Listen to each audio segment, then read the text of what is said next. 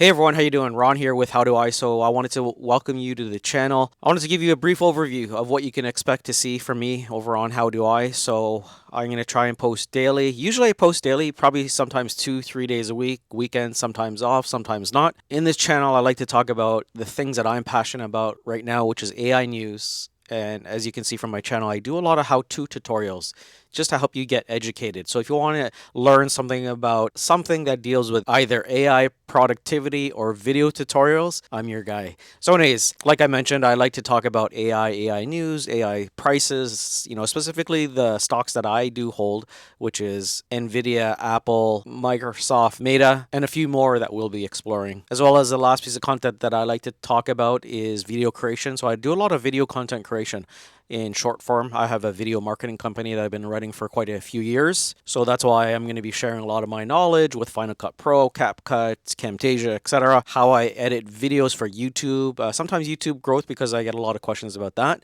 because I think video marketing is very important if you want to grow your channel in the YouTube era. So that's it. And thanks for checking out my new YouTube trailer and I'll see you in the inside.